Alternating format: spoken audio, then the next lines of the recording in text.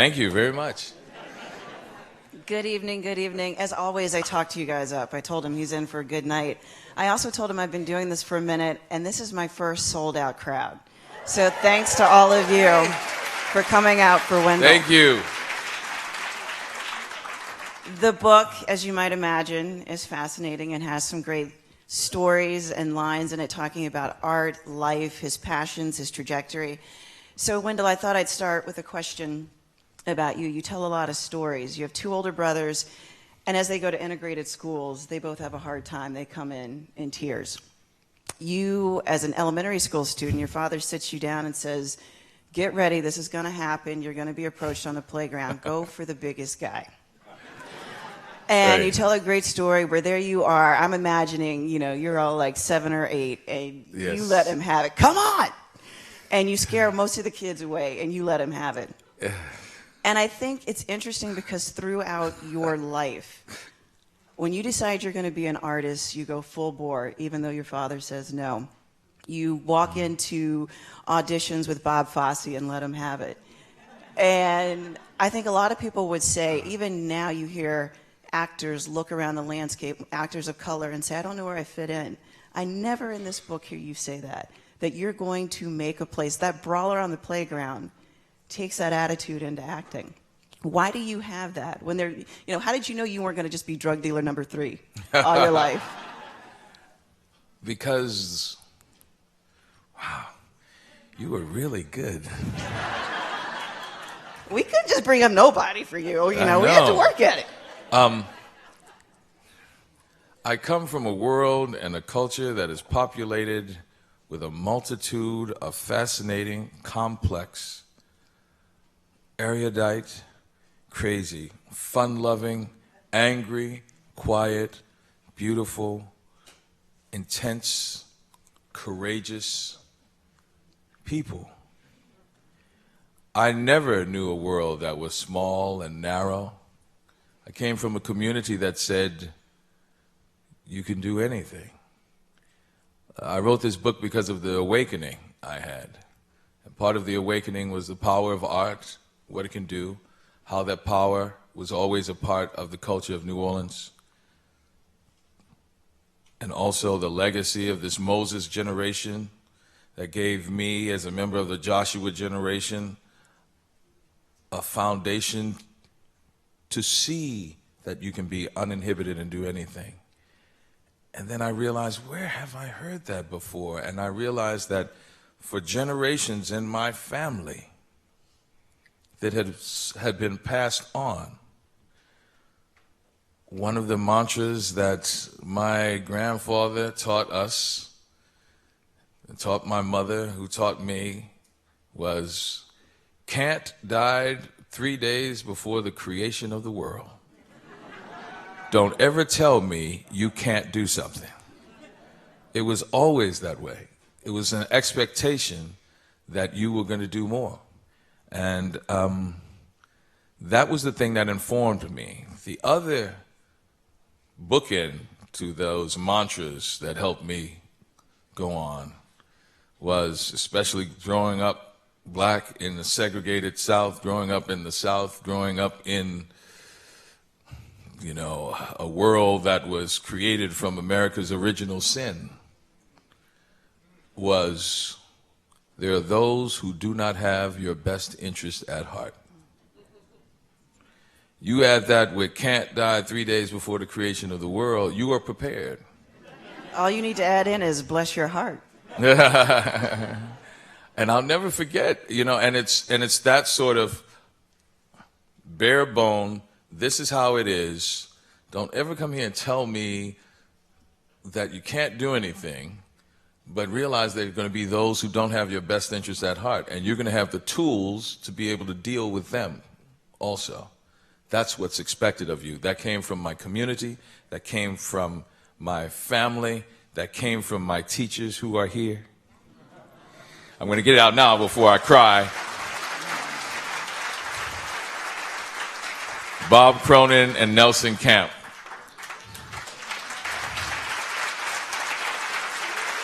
Who taught me at the New Orleans Center for Creative Arts, and who now you have the benefit of having their instruction schools here in your area.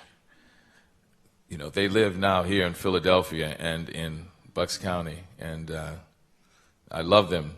They were like family to me. So they reinforced everything I was getting at home, and and that's what made me who I am.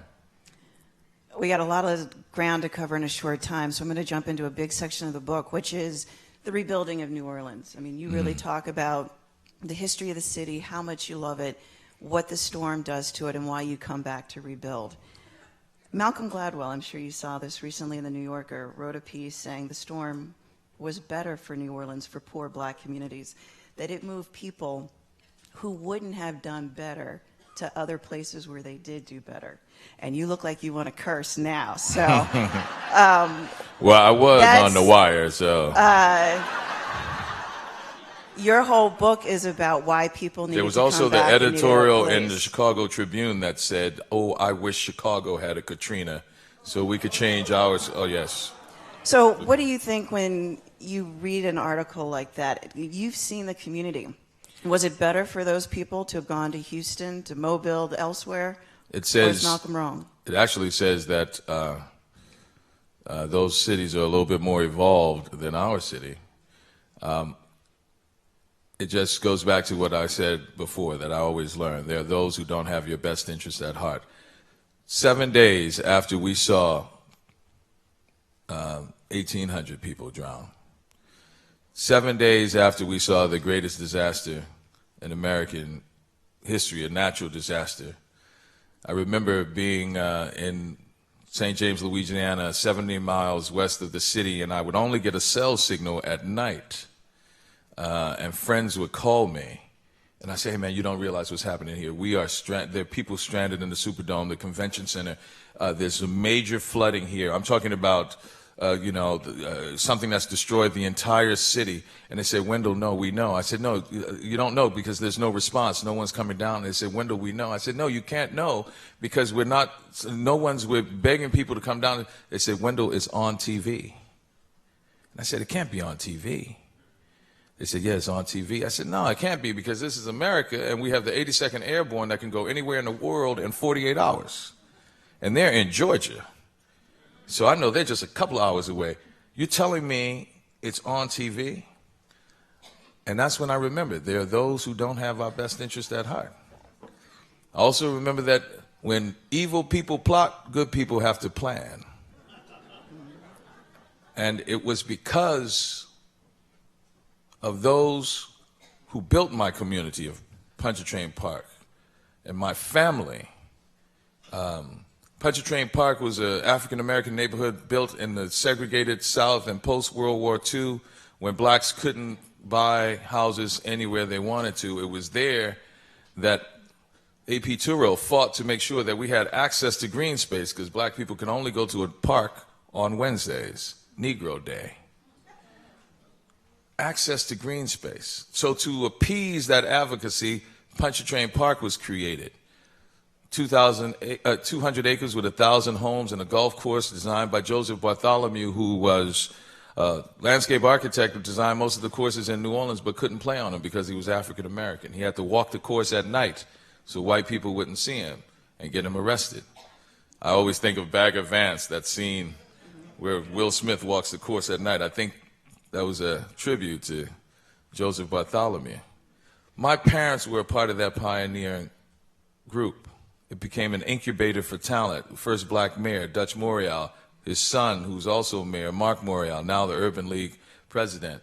Lisa Jackson, EPA director under Obama administration. Terrence Blanchard, jazz-winning, Grammy award-winning jazz composer. I now kind of include myself in that list, hopefully.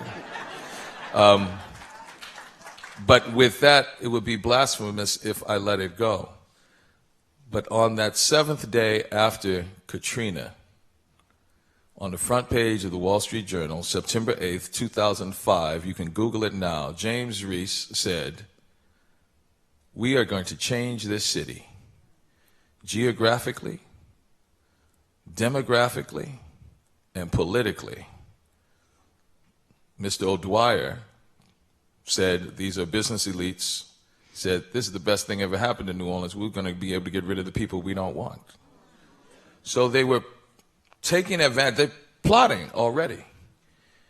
And now we have 100,000 people who did not return. As I launched this book in New Orleans on September 12th, they were just framing up some of the housing and public housing that they tore down 10 years after the fact. Have you ever met James Reese? Yeah, I know him. I went to his house in Aspen. And what did you say to James Reese? I said, how you doing, Mr. Reese? Give me some champagne. He knows, I openly say it, but he doesn't care. I don't have any influence.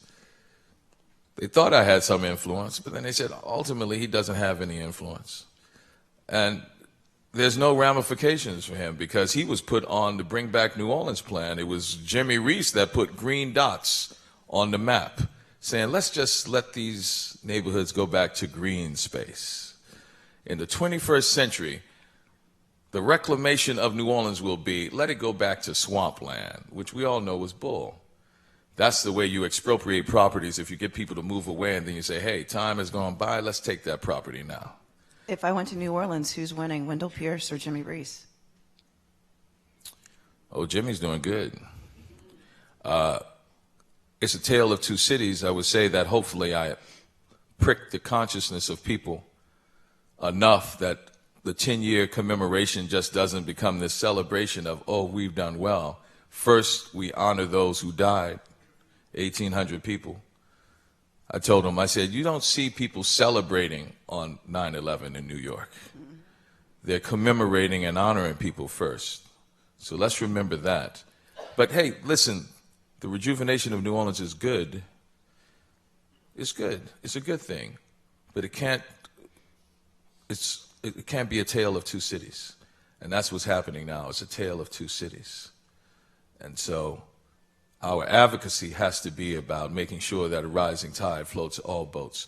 We had the chief of staff of the city council say to me personally, the lower Ninth Ward is not viable. We don't have to bring it back. I said, no place in the lower Ninth Ward do you think is viable? She said, I just don't think it's viable. I said, there's not one place you've gone to that you think is nice, a corner store where you got a po' boy or something. And then she had to admit it. Wendell, I've never been to the lower Ninth Ward. Yet she holds the purse strings to the city. I still haven't decided whether I'm going to call her out. I tell that story and I say she. There's only one person it can be, so ultimately she will be outed. But so no, the recovery of New Orleans is a tale of two cities. It's the best of times, but it's the worst of times. And we have to decide which way we're going to go. And that's what that call to action was in the play that I did in the lower Ninth Ward. At this place, in this moment of time, all mankind is us. Let us do something while we have the chance before it's too late. The words of Beckett resonated to New Orleanians after the disaster. And you say, be careful you're not going to Nolans. Go to Treme'Antoine. What do people in this room do so that they're not buying it? And Nolans in the book is this fictional fantasy place that you go when you just go to New Orleans and go to the French Quarter and go, oh, this is great. And that's not really New Orleans. New Orleans is so much more and so complex and multifaceted. I think what you should know is that I did Waiting for Godot in response to the disaster. I wanted to answer that question. Mr. Pierce, in New Orleans' darkest hour, what did you do? I responded as an artist first because that's what I am. And in the middle of that play, in the middle of this disaster zone, we're miles around, we were on hallowed ground where hundreds of people had died. I stood there and this prophetic moment happened where I said, at this place, in this moment of time, all mankind is us. Let us do something while we have the chance, before it's too late. It resonated in a very cathartic way with the people that were there. It resonated in me. I was almost out of body, out of character, saying that this is important. This is the power of art. That's what makes something classic, that it can speak to your humanity from Nazi-occupied Paris when it was written in the 40s, to Sarajevo in 1983 when Susan Sontag did it, in the violence of the Balkan Wars, to New Orleans, to San Quentin when it was outlawed. They stopped the production at San Quentin when they did Waiting for Godot, because it moved something in people. You can speak to their humanity across time, and that woke something up in me. Then I realized that's how New Orleans has always dealt with things, through our culture. Our culture isn't something that's just a piece of entertainment. Social aid and pleasure clubs, they throw second lines. We understand the pleasure part. Umbrella in the air, handkerchief waving, music swinging, having a good time. But the social aid we forget about.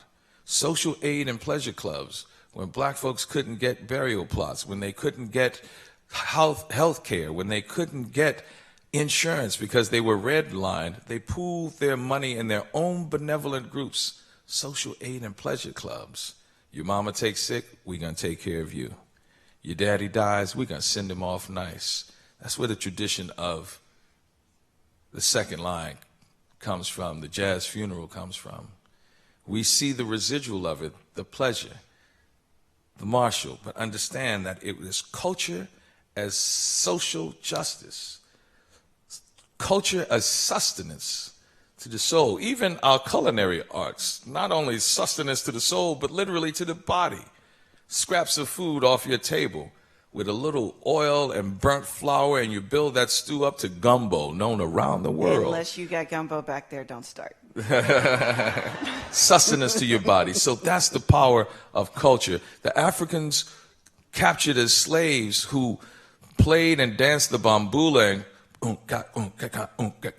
and combined it with the European brass music of their captors, pa, and they turned it into jazz, right? They found their creative freedom before they even found their physical freedom. Culture and art in New Orleans is an act of insurrection, of benevolence, of empowerment, of awakening. And that's what happened with me for Waiting for Godot. And then I said, let's extend this by rebuilding Pontchartrain Park.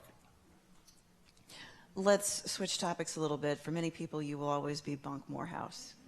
I don't care what else you Moreland. Bunk Moreland, yes. I don't care what other role you play. To them, that you will always be Bunk. It's going to be the first line of my obituary. And you know, this is all coming at a time. A lot of the words you just used are words people would use in this time, as we begin to question policing, community, where we're going. In the book, you talk about two different experiences. One, you're going to a funeral and you're stopped by a police officer and you think you're doing everything right. And you go to the funeral and you're crying in anger because you realize your nieces and nephews almost saw you get shot to death, even though you were doing everything right. As you're studying to be Bunk, you're in a courtroom and you watch a young man going to jail and you get really upset, and a black detective that's training you says, no, we're out here to stop people like this.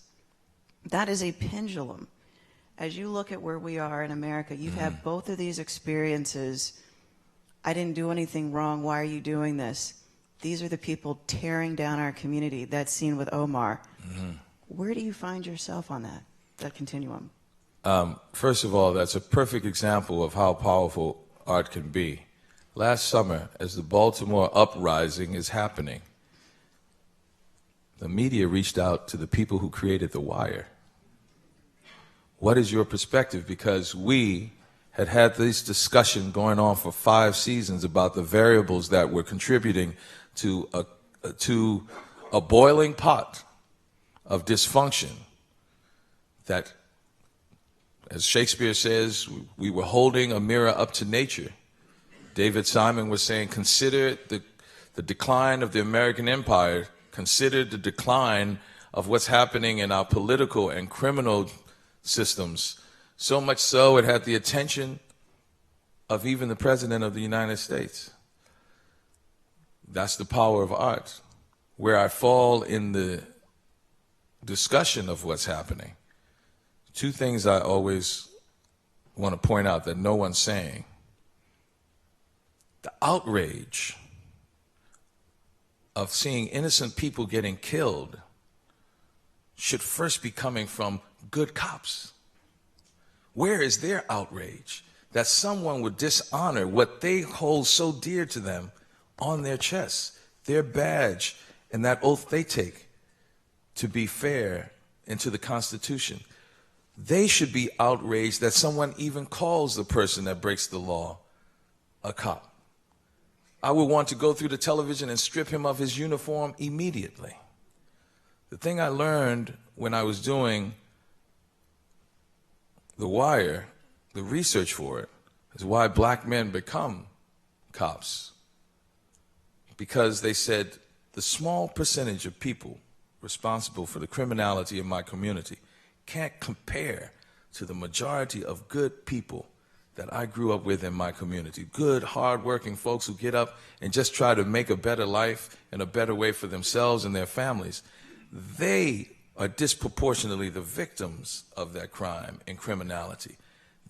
That small percentage of criminality that's happening in my neighborhood doesn't represent the people I know, the Miss Anns and the Mr. Joes, so I became a police officer. They're the ones who have to say, just like I told Omar and tell the criminals, no more bodies. You know what it was like in our community. I don't want to see any more bodies. You as a criminal, I don't want to have that anymore. We have more value and worth than that. They have to also be able to turn to their colleagues and say, no more bodies. You wear that badge. How dare you dishonor what our community is all about? They are no different. The man who shot Walter Scott in the back and Omar are no different. And those police officers who join the force so they can tell that small percentage of criminals in the neighborhood, no more bodies. Those same police officers have to tell that small percentage of criminality in their ranks, no more bodies.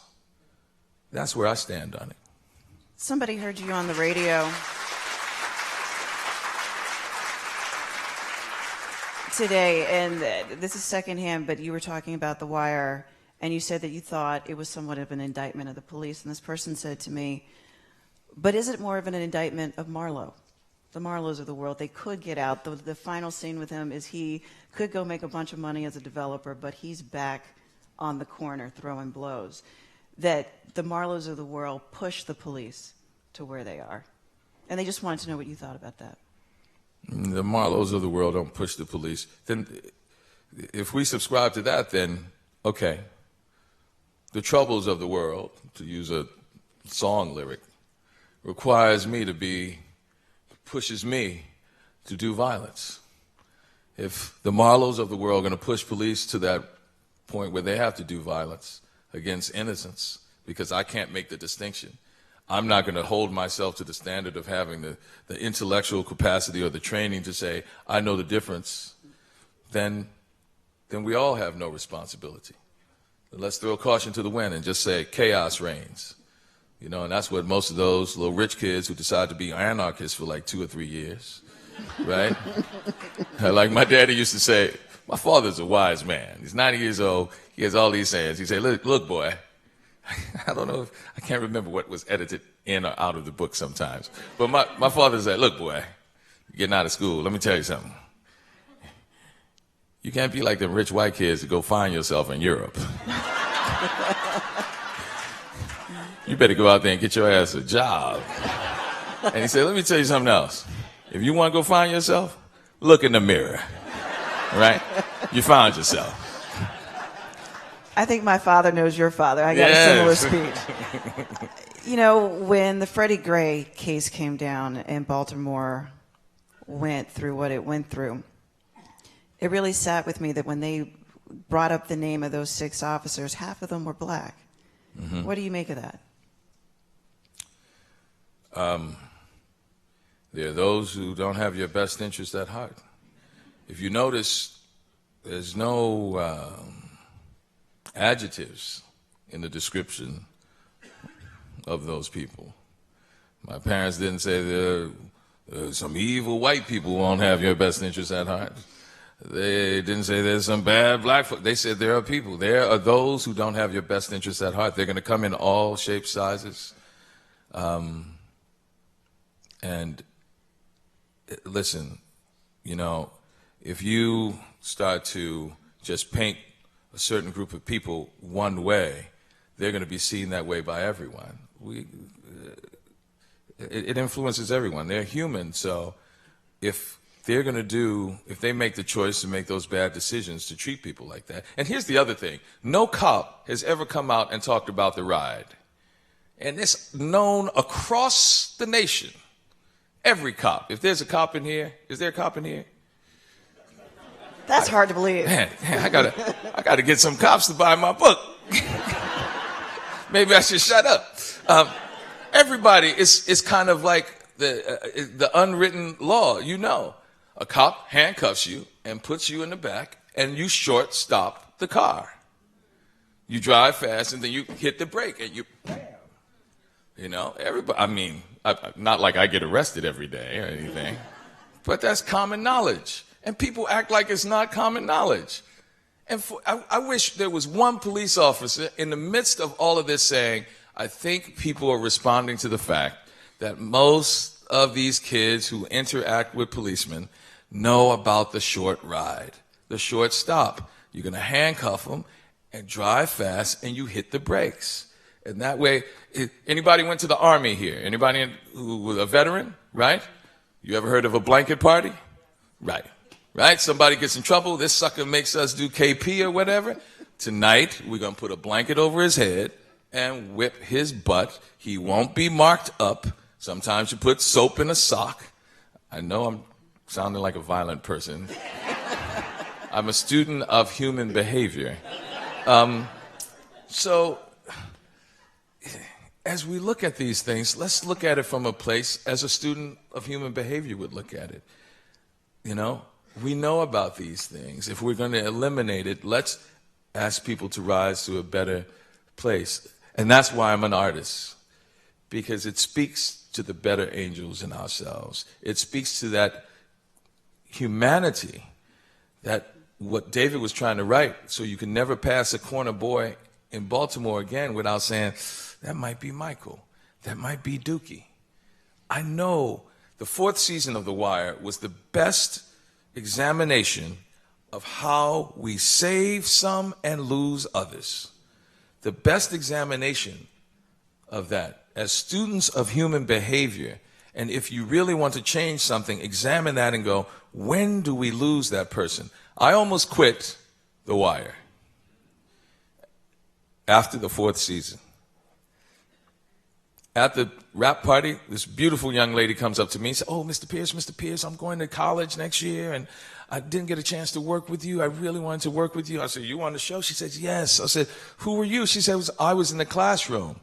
I played Zenobia. I said, wait a minute. I remember the script Zenobia. Doesn't she cut the girl with a razor in her face? She's like, yeah. I said, but you're going to Brown, right? Why aren't we telling your story? And then I said, man, I'm going to quit The Wire because we're telling the wrong stories. It wasn't until I saw the fourth year and I realized I can accept that we're not telling her story because the dysfunction we're showing isn't arbitrary. We're trying to show something so that we can change it. It wasn't trivial. It was with purpose to show the dysfunction so we can rise to something higher. And then I decided to come back. They also sent the checks, and I went, ooh, Lord. Ooh. Just one more season. To that point, though, when Baltimore blew up, it sent a lot of people back to watching The Wire. Now, a lot of times you go back and you watch a show that's a decade or more old, and it feels dated. For a lot of people, it felt like what they were seeing on The Wire is what they could have been seeing on CNN. What did it do to you when people came to you to talk about it, and it felt like a decade later, nothing's changed? It felt like a decade later, nothing's changed. In the worst way. First of all, how many times I have stood on that corner on North Avenue that was burning? That's the thing that It felt like New Orleans to me. I was like, I know those kids. I know that neighborhood.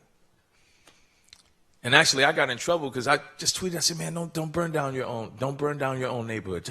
I know you're mad. Just don't burn down your own neighborhood. Don't subscribe to that." And I got called out publicly saying, "Yeah, you're not a part of the uprising. You're part of the problem." You know. And actually, I felt mature. I was like, "Wow, man, I've become that middle-aged guy that young people call out." You know, don't trust anybody over 30. Oh shit, that's me. And so I wear that with a badge of honor that, I finally am becoming a part of the problem because I'm a little too conservative. But what it said to me was we have to go back and look at what is contributing to this messed up dynamic. And whenever you're trying to change the paradigm, the one thing you control is your contribution to the dysfunction. What is my contribution to the dysfunction? And the thing that we have to all accept is we're all complicit in it. We either, in New Orleans especially, it's very clear, there are those who benefit from keeping an underclass. From keeping an underclass. Tourist town, most people who serve you are making $3 an hour. Right? I still don't understand how that's legal with that whole tip system thing. But people benefit from that. And so if we're really honest about it, we got to try to figure out a way to change the paradigm. If I'm going to say I'm going to change the paradigm, that means the only way I can do it is let me create the jobs that I want to see. That's why I started my business. I think I could stop a bullet with a job. I've talked to the kids on the corner. You're slinging? Man, really, how much are you killing each other for? Man, if I got $1,000 in my pocket, I got to look over my shoulder. I'm like, $1,000, really? If I get you a gig, I asked this guy after church 2 weeks ago, if I get you a gig for $40,000 a year, man, I'll be off these streets like that. I said, really? That's what I'm thinking about. I'm like, man, let's get him a job. Let's really say we want to create jobs, Instead of, we all know the game. Everyone pretends, Trump is saying all this stuff, I'm going to create jobs, I'm going to create jobs. And all he's doing is licensing his name to big buildings. Pay me a couple of million a week to put my name on that building. I said, man, that's just a publicity hustle. But that was my reaction to it. We can change the paradigm. You're talking about changing the paradigm and getting called out. And one of the things trying to change the paradigm is Black Lives Matter. And in the context of the book, you talk about in the history of New Orleans, different generations going about things their own way. People want to accept a Pontchartrain Park. Other people say it's segregation. Southern versus no Southern. This is a long debate. Now we've got Black Lives Matter. You're an elder. There's some people who like it. They think this is what we need. Hold on. All right. I just said that. No. You're around my age. We're elders now. There's some people who like it, who think that it's the thing of the times, and there's some people who think the methodology is not the right one. What do you think? We can have a debate about semantics. Cool. Y'all go over there, have the debate about the semantics. All lives matter, cops' lives matter, Black lives matter. Change the paradigm. Y'all can have that debate. Let's create some jobs over here. You can have that debate. Let's stop. How can we stop this violence that's happening over here? Oh, I love the moral equivalency that people love to make out of the fact that, hey, you never get upset when black kids are killing black kids. Yes, I do. You just don't put it on TV when I get upset about that. Yeah, I don't like a cop killing someone who's innocent. I don't like the kids who are going to kill each other this weekend. That's why I stop on the corner and say, how can I stop you from slinging? I actually did write a book about art, by the way. I really did. I really did. This happened in Washington last night. But it's because of art that we start the discussion. That's why I really feel that art is the forum. What thoughts are to the individual, where you lie awake at night and think about who you are, where you failed, where you've triumphed, who you want to be. Art is the forum where we collectively do that. Who are we? Where have we failed? Where have we triumphed? Where do we want to be? Let's declare what our values are and then act on them. So the semantics of whether or not Black Lives Matter is the correct way is the people that engage you in that discussion are the ones who really are doing it as a smokescreen. Because you're going to engage in that discussion and you're really not going to do anything to change what's happening. And what we need to change what's happening is put a body camera on every cop. I never understand. It's like all of a sudden, right, we can have issues. They got dog spray on every cop's belt, mace. But, I don't know if we have the money to put a camera on every cop's vest. Why? Why not? Let's take a couple of things off that belt. And they pay for the camera, you know? Cops actually walk like this. I've played enough cops in my life. I'm really student of human behavior.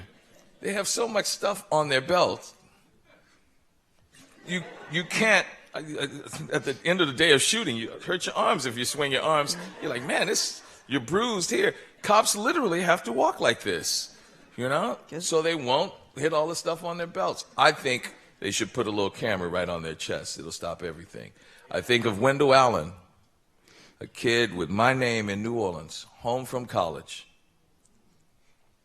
They surveilled the house. They're selling weed out of the house. They get a court order to make an arrest of the people in the house. They're doing surveillance. They know they have 8, 9, 10-year-old kids in there. Any other neighborhood in the world. How you doing, ma'am? I know you have some kids in here. We have an arrest warrant for the teenager who was selling some drugs, some marijuana. We don't want to scare the kids. That's what would happen in the main line, right? What is it? Yeah. Right? That's what would happen. Excuse me, I understand. Beautiful stone work, by the way.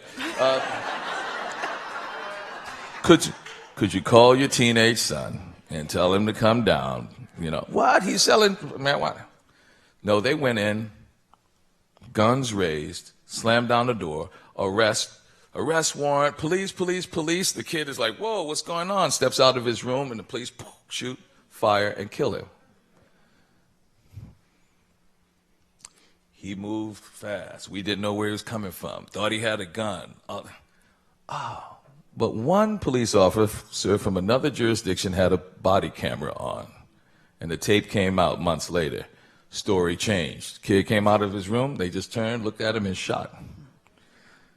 The police officer is remorseful now. He apologizes and everything. He goes to jail for a year, manslaughter, whatever. But I said, if you really wanted to find weed in New Orleans, why don't you go to Tulane on a Friday night to one of the frat houses? You can get all the weed you want. You can make the biggest bust you want. So let's not try to pretend that's not happening and why that black kid got killed in his house, home from college, when you pass up all the weed on the frat boy row at Tulane.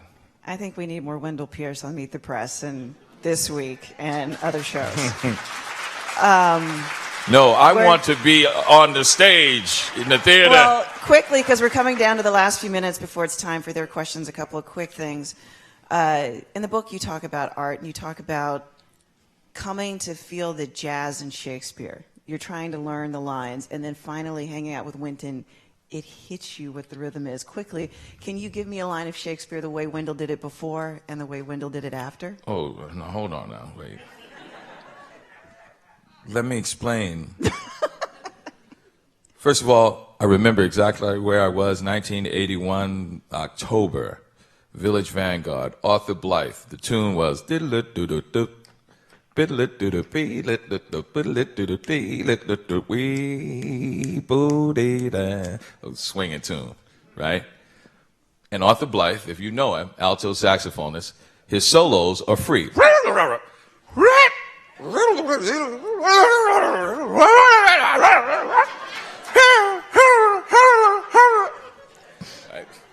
That's how. Now I'm humming the tune,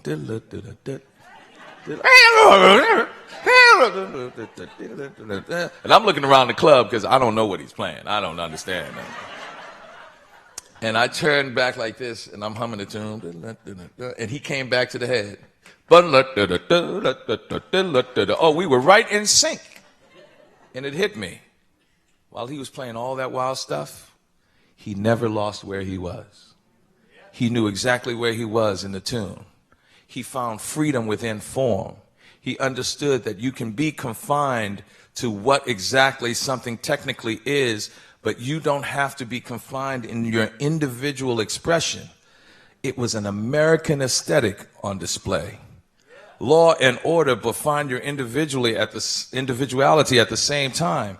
It is why Albert Murray, one of my mentors, said that the African American musical expression is an expression of the American aesthetic because it is freedom within form, an ordered society that says to you as an individual that you should have an unlimited, unrestricted sense of potential as an individual. That is true art. And I understood that in Shakespeare, with iambic pentameter, it should not restrict me. I can honor that form, but still find the freedom.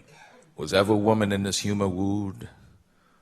Was ever woman in this humor won? I'll have her, but I will not keep her long. Ha! Right? Richard III. Now, I can do that same line. Someone else can use a different rhythm. Was ever woman in this humor wooed? Was ever woman in this humor won? I'll have her, but I will not keep her long. Ha! So any actor can come to it from any kind of way. Order, technical proficiency, honored. Freedom of expression, unleashed. A finite amount of notes, a finite amount of letters with an infinite amount of combinations. That is what the American aesthetic is all about. That's the thing that makes us different. That's the thing that makes us different, that you can actually have order, but freedom of expression and unlimited improvisation and creativity coexisting. It's like at the turn of the century in France, when all those expressionist painters, impressionists, just did all of those little brushstrokes, and they were like, what are you doing? I can't look at this. And they walked away and turned back and went, oh, wait a minute. Are those the lily pads on the pond, Monet? Oh, wait, is that haystacks in the snow of Giverny? Oh, now I see. What I thought was chaos and unwielding was actually your freedom of expression, but still you honored the form and I saw an image. That's how we can coexist. That's the American aesthetic. That is the highest level of art.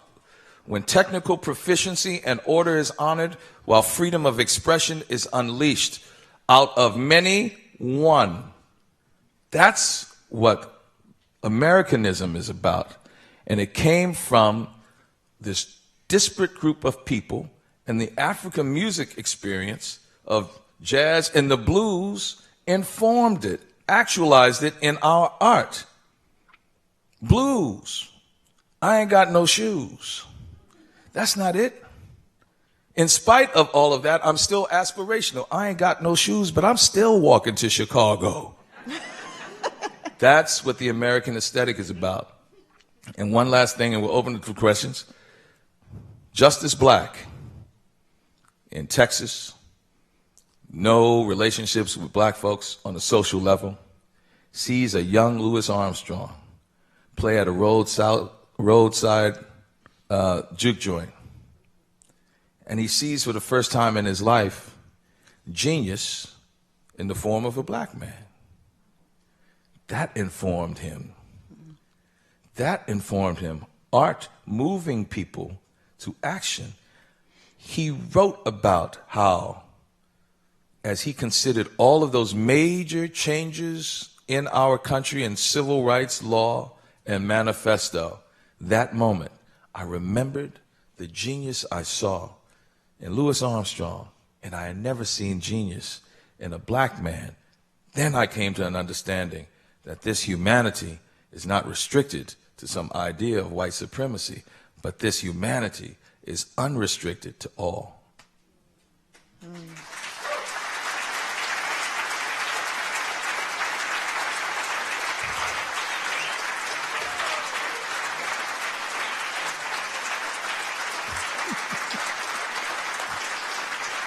Damn hooks. I have one last question I'll reserve till the end because it's time for some of your questions. Tell me that I bet everybody has a question. I saw that hand go up first. I have a question about Pontchartrain in your community. You talk about, and I've heard you say this, you talk about knowing who you are with values, declaring those values, and then acting on them. And it's an ecology of success, right? So what were the values that you saw? That's my first question. My second question is, I'm really excited about Denzel and the bringing of the cycle of 10 plays of August Wilson, and I want to know, what role do you want in it? and what play? The role I want to play. I want to play all them roles. I actually, my greatest success with August Wilson was here in Philadelphia. With the Philadelphia Drama Guild, I played Harold Loomis in Joe Turner's Coming On at the Annenberg Center. It's a highlight of my career, one of the highlights of my career. The values were we were expected to go to college. There's understanding that education was going to be the most precious thing, and that's the first wealth. Well, the second wealth. The first wealth was wealth of health. Second wealth is wealth of knowledge before you got to money and assets and all of that. That was something that was understood to combat all of those issues of people coming at you. So it was the question wasn't, are you going to graduate from high school? The question was, what college are you going to? And so that was important. And I think those are the values, because there are going to be people out there telling you you shouldn't go to college. I'm not going to say who this is. In the most elite San Francisco liberal world of education and prosperity and progress, I know someone who allowed a preschool to fail their black son, said he's not ready to go to kindergarten. He should stay back. I was like, all he's doing is pissing on himself and eating crayons. How can you fail that?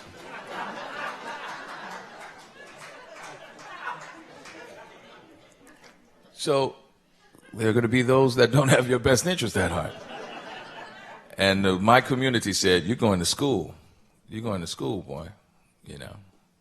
So those are the values we know. Listen, everybody in this room knows when the stuff hit the fan. Well, y'all all adults. When the shit hit the fan. You know, board of education. Brown versus board of education. Shit hit the fan. All of a sudden, public education is cool. Shit hit the fan. Oh, we're going to tie it to property values. Pontchartrain Park was a perfect example, because here you had the same houses separated by a ditch and two schools. Cog Hill, where my mother taught, and a block away, Clybourne, named after a Confederate general. Right? They got more resources because those houses were more valuable than ours. We know the game. It's the same house. Same prefab house, this wall up, separated by a block, because my parents owned theirs and a white family had the same house a block away. That white family's house was valued more. And they said, how can we make sure this education system isn't fair? We're going to tie it to property values. So, all across America, after the Board of Education, we're going to tie everything to property values. We'll make sure that none of those houses in that black neighborhood or that poor neighborhood, it's more about class than anything, that poor neighborhood will be devalued. They won't get money for their school. And we'll keep this uneven education going forward. Because now that the damn Supreme Court told us we got to have equal education, we're going to make sure that it's unequal. When evil people plot, good people plan. And you got to fight against that, you know. So those are the values. Expect the unexpected. Be prepared to fight. Because that's not going to go away. That's a part of human nature. I think it's a waste of time and energy, especially now that I have fewer years to live than I would hope. I could do another 50. I don't have time to change people's hearts. I can change their behavior with law. Maybe I'll change their heart with art. But in the meantime, we're going to make sure we're going to fight to make this fair. So that's what you have to be vigilant about. Those are the values. Right here, this lady in the gray. Alafia. Alafia. C'est Lafia ni. Yes, that's what I should say. I'm sorry. No. Alafia ni. Yes. Okay. We're going to talk later. But since you start talking about education, because I was going to ask you something about the storm, the flood, because I was in New York when it happened. And Gil Noble, who you know, who had, like it is, on Channel 7, interviewed people who came into the airport from New Orleans. And a woman told Gil Noble that the fire chief came around and told us, people in Ninth Ward, told us that the levees were going to go. Ever since I heard that, I said, this was a plan from then. I actually think they had something to do with the Ninth Ward being flooded. Well, first of all, you are not alone. A lot of people believe that. Where that comes from is during a time when they didn't have to be as clandestine. The 1927 flood, they literally invited people to watch them blow the levees so that they can flood St. Bernard Parish and the Lower Ninth Ward. And so that has always been in people's minds when the levees break. The whole system flooded. It was an equal opportunity flood. Because actually the first part was in Lakeview, where it was completely damaged, the 17th Street Canal. There were 50 some odd breaks. 80% of the city flooded. It was poorly designed levee systems by the Army Corps of Engineers. But they weren't held complicit. They weren't held responsible for it. And we lost that case. Just recently, they said, 10 years later, okay, yes, they were poorly designed levees, but the government won't have to pay and be held accountable. We'll give you that we poorly designed it, but we won't have any mitigating circumstances. So that's where that comes from.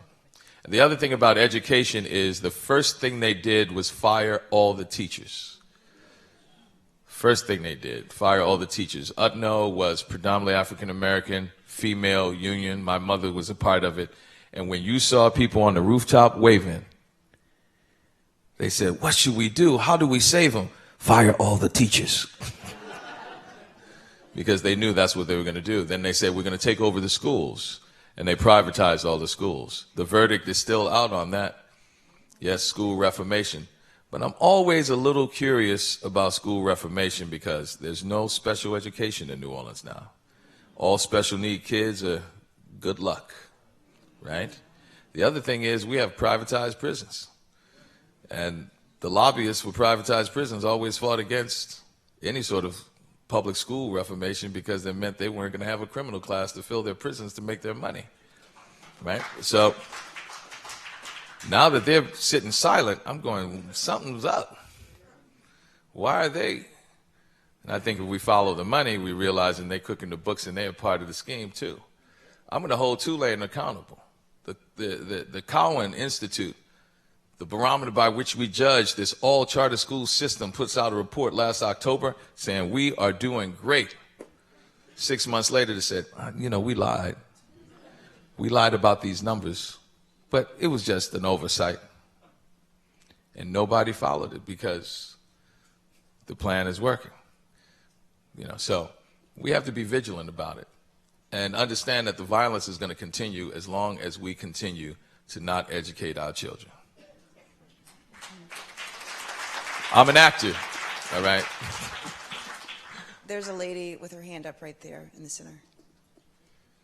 I say all of this while the mic is going back is like, why is he like this? That was always a part of the artistic tradition of New Orleans. I was inspired by Free Southern Theater that went out amongst the civil rights movement doing plays under the threat of violence, sometimes leaving before the curtain call so there wouldn't be any violence. And they were heroes of mine. And it's a great legacy of cultural activism that was also the awakening with the work that I'm doing in New Orleans with my art and with my community. Ma'am? Yeah, hi, Wendell. Hi. Welcome to Philadelphia. Thank you. I wanted to let you know that there were a group of Philadelphians working in Pontchartrain Park on Right. one of the houses at the end closest to the lake. Yes. And Eastern. You're Yes. here. On Pauline Drive. It's Columbia. It's just a little On Columbia, short yes. street. Yeah, by the clubhouse and the tennis courts. Yep, right there by the golf course. Thank you. You are an example of the poetic truth that I haven't been talking about. The poetic truth is people of goodwill from all over the world saved New Orleans, and to this day come back year after year and help people. That's the poetic truth. The poetic truth is the fact that that is the overwhelming thing we should remember. While I get up here on the soapbox and rah, rah, rah, rah, rah, the fact is it was people like you that come down every year and help that actually save the city. Well, I do have one question, though. I wondered if in the book you talk about your grocery stores, Yes. Sterling Farms. So I was also moved to try. Okay, all right. Well, let me put my book down. I said if I'm bringing people back, we got to bring back some commercial entities too. And I looked around and realized that there were food deserts in New Orleans. The Lower Ninth Ward specifically hadn't had a decent grocery store in 20 years. It's really interesting. That's all I was trying to do is bring back a decent grocery store. It's turned into, you are going to bring back organic food, yes, Wendell? Because poor black people need fresh vegetables. I said, yes, but I sell the bad stuff too now. Hold on. But no, isn't there, people would come to the grocery store, isn't this like, a vegan store? I'm like, no, man, we're just trying to get access to fresh food, that's all. I thought this was a plant store. This is one guy actually said. I thought this was a plant store. They said, you got, plants in here, Sterling Farms. I was like, no, it's a food store. I started a company, Sterling Fresh Foods. We have grocery stores and convenience stores. The grocery store lasted about a year, and like any business, you have ups and downs. The margin in the grocery business is about 2%. I actually admire Mr. Brown. Is it here in Philadelphia? That's what I'm trying to do. He has it. I actually wish he was here, so I wouldn't be losing all his money on these damn grocery stores. Because he has found the way to do it, and that is that he has the template. He has the template of how to do it in food deserts. So I'm trying to replicate that in New Orleans. But right now I had to close the grocery store, but I have 4 convenience stores, a smaller footprint, 3,000, 5,000 square feet instead of 25,000 square feet. But I'm going to get back to that grocery store. It was in Marrero because I couldn't open it in the Lower Ninth Ward because the politics of New Orleans. I guess that's why I talk so much politics. My business partner ran for mayor, came in second. The worst thing you could ever do is run for mayor and come in second.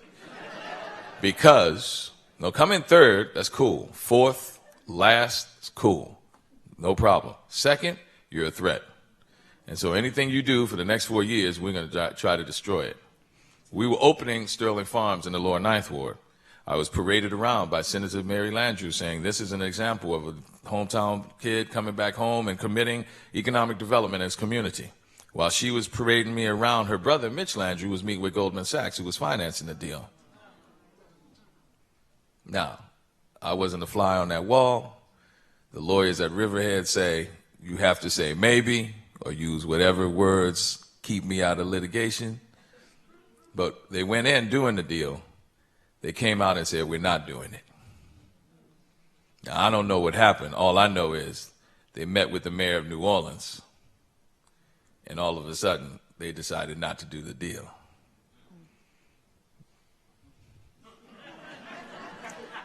If it walks like a duck and quacks like a duck, that motherfucker killed my deal.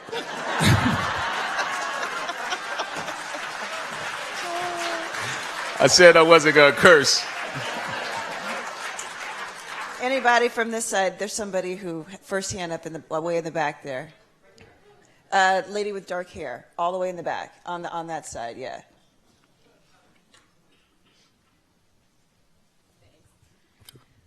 Thank you so much for being here. I teach at Rutgers here in Camden, and I want to know, how do you teach art to kids for whom that's kind of like a different language? How do you give them access to that? You give them examples of art as tangible examples of how it changes lives. You teach about the Depression, and you say how people were hurting, but they found comfort in Woody Guthrie singing, "This land is your land, this land is my land, from California to the New York Island." And it gave them this aspirational hope. You teach them about Harry Belafonte, how he struggled with Hollywood, but he came out and he said, you know, still, I see injustices, I won't stand on the side. You teach them about how someone I am polar opposites with when it comes to politics. But he spoke to the humanity in us to get us to see something aspirational, that humanity, that common core that is classic, that was here before us as humans and will be here long after. That's why when you speak to that humanity, which is the form in which art is dealing, that you can have an impact long after you're gone, where you get a little taste of immortality, where you're opened and become transcendent and find what it is to be most like the image of our Creator, a transcendency. You teach them how, if you speak to that, you could move people. That preacher from Atlanta didn't say, I have a business plan. Say, I have a dream. Even someone who, as I was saying, I'm polar opposite, it's morning in America. Ronald Reagan. Raised taxes, cut all social services and shit, but he had people going, it's morning in America.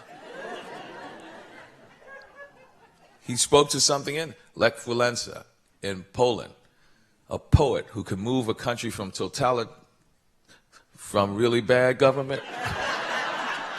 I've been talking all day. To democracy and solidarity and finding unity together. Every New Orleanian in here and people who love New Orleans remembered after seeing those images of Katrina how it felt when you heard, do you know what it means to miss New Orleans and miss her each night and day? We thought we would never see her again.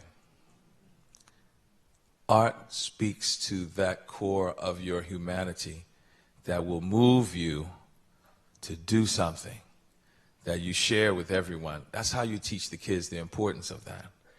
I'll never forget, we had, and I talk about this in the book, you went to 3 cultural events a year in elementary school in New Orleans, and one was going to be a play, some play that came through. You would think that was the one I was waiting for, but the play, and there was going to be definitely a jazz concert you go to, and then Peter and the Wolf at the symphony.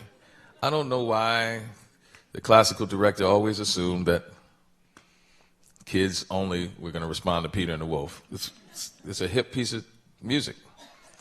But I looked forward to Peter and the Wolf every year. Ding, ding, ding, ding, ding, ding, ding. I said, oh man, the Wolf is going to get that mug.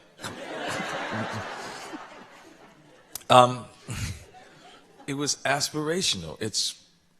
It let me know that I can live with that abandonment that you were talking about. I could go and do anything. It will feed their curiosity. And you look for it. We have lost the sense of what art can do. We only see the residual of entertainment and think that's the focus of it. I was talking about this at dinner with my teachers. None of them, they've never seen The Big Bang Theory, right? It's on my network, right? Most of it, it's a big show, The Big Bang Theory. But most of us haven't seen it, right? Most of us haven't seen it. Well, 1 or 2 episodes. It's been on for like 5 years. It's the biggest show in TV history. They're $90 million contracts. They're focusing on the entertainment. And that's cool. We all need entertainment. But, art thrives in the world where we collectively understand that there's something that will connect us all and actually connect us through time, place, everything. And that's what you teach the kids. Say, find that. Find that as you seek out the world. And I think they'll get a curiosity about it, and explain to them that they have to find their creativity too. And still honor your class and bring homework on time and all of that. But find that they too can have an impact. And art is that combination of technical proficiency and expressiveness. That is the delivery system. Art is the delivery system. There's high art in politics. There is high art in what my beloved niece, who's at Drexel, is studying in engineering. I learned how to act in trigonometry class when you can take theorems and come up with a proof. I can take theorems and come up with a proof, but there's one authentic truth that we're both going to. It's freedom of what you do and I do, but here's the technical proficiency and form that we have to honor. The coexistence of freedom and form is high art, and high art is in every discipline that we do. Tell them to find that in whatever they're curious about. Find that. That's what we react to. Those who are in the football, even if you're not in the football, you go, man, Peyton Manning is still playing. He really can't run. His arm is getting weak, but he's able to find that balance of technical proficiency, being smart enough to come up with the creativity to go, I'm old enough, I'm not going to throw long bombs, I'm going to throw this short shit. Right? That's what we respond to. We call it success. Ooh, he's motivated. You're responding to their artistry. Be a student of your craft. Any other questions? I saw a hand right there, and that's the last question. Where you going, man? No, I'm joking. I'm joking. I'm sorry. That was a softball. It was right there. Go. Enjoy it. Yeah, you have kids. That's right. There you go.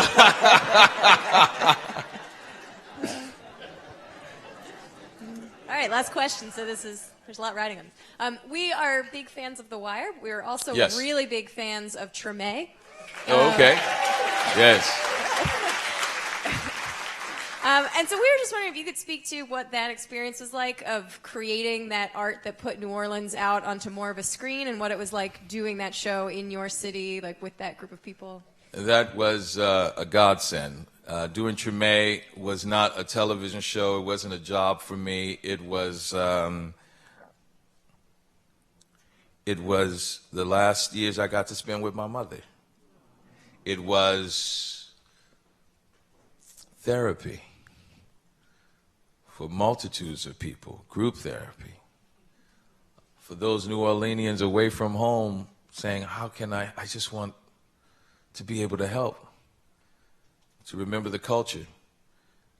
I felt a great responsibility to try to depict the culture in the correct way and not Mardi Gras every day like so many Hollywood movies depict us.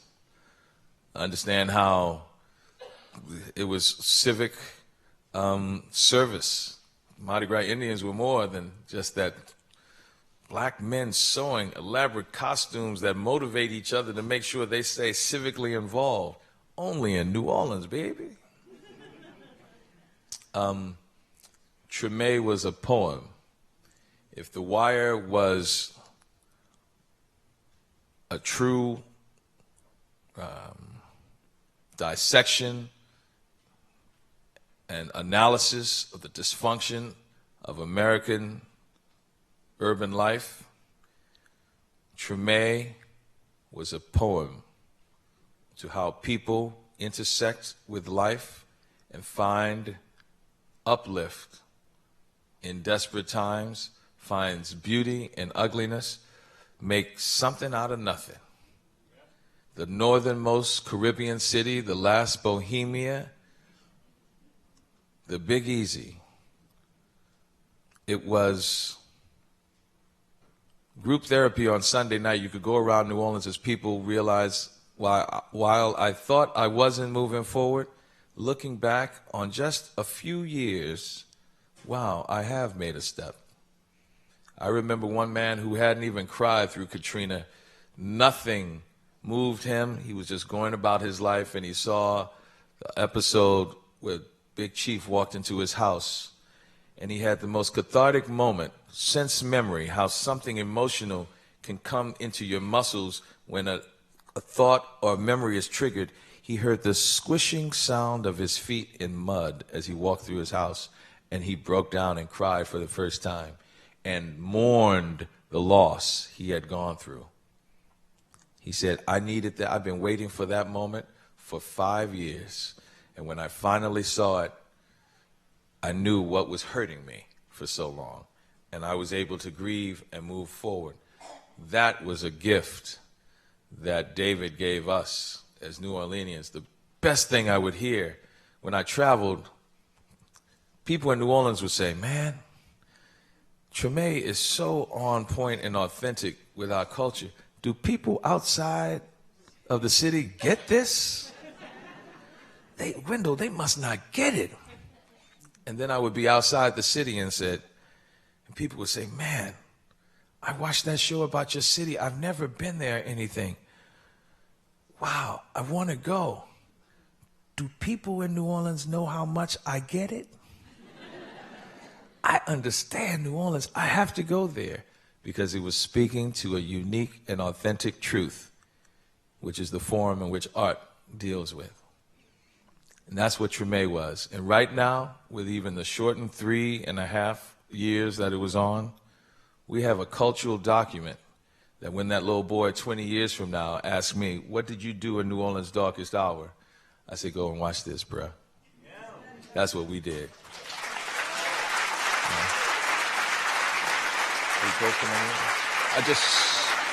I just want to read one thing, something very brief.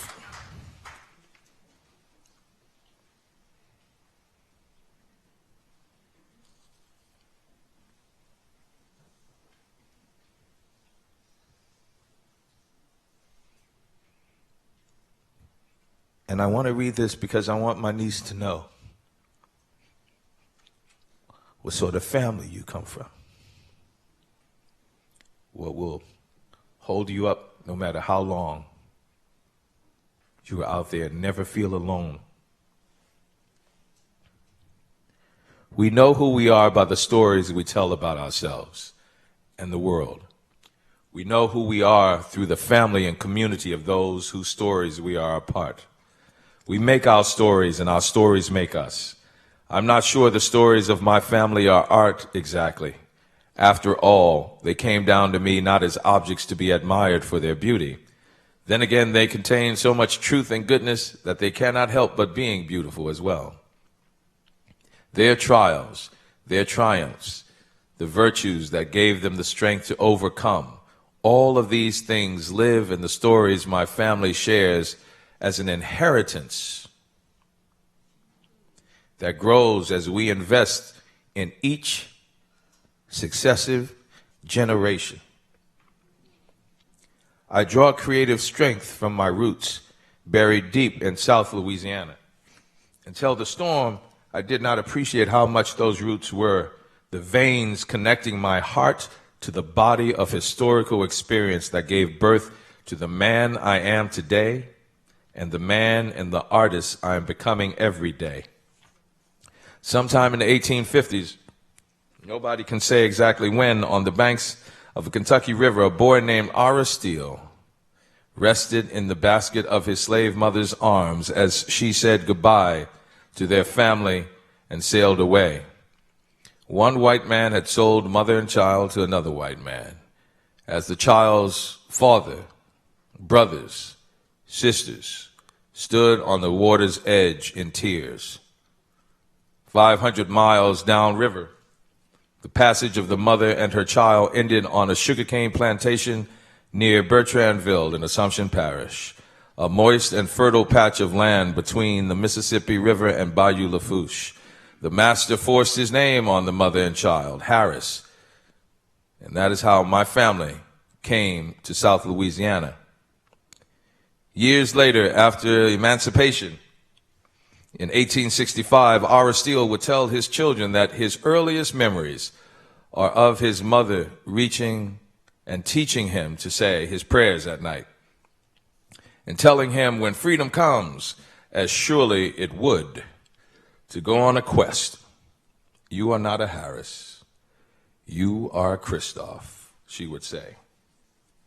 If you ever get free, go back to Kentucky and look for your family, the Christophs. He never did. The story of Ara Steele's descendants is a story of a parade through American history, sometimes a mournful dirge, sometimes a raucous stomp, from being symbolically owned by the bayou to owning a piece of it. This is from being treated as no more important than the land they worked for the white man as enslaved exiles, to becoming masters of themselves and that land, which would become, in the fullest sense of the word, home. Why am I telling you this? Because I would not be the man I am if my ancestors had not been the men and women they were. In Southern culture, family and land are everything, especially to African Americans whose families were broken by slavery and in liberty left with little or nothing. In my clan, the ancestors live on through the stories we tell ourselves and our children. And in the family farm on Bayou Lafourche. My cousin Nicole, the family historian, reminds us older folks that we have a responsibility to tell these family stories to the younger generation. Family can easily fall apart. You can't take it for granted. My mother and father showed me the value of family and why it's worth fighting for. Whenever I wonder why I'm hanging on to these people who are becoming strangers to me, I take a step back and I think about our shared history. If we forget our stories, we will forget who we are. We will forget who we must be to one another. The family is our strength. My personal triumphs are not mine alone. They represent the victory of all my forebearers. You can trace a line from the Hollywood sound stages, where I work, to the sugarcane fields of Louisiana's river parishes. These stories, stories of ancestors I never knew, are my story too. Not only because they formed the moral imaginations of those who formed me, but also because these tales from my family's oral tradition tell me who I am.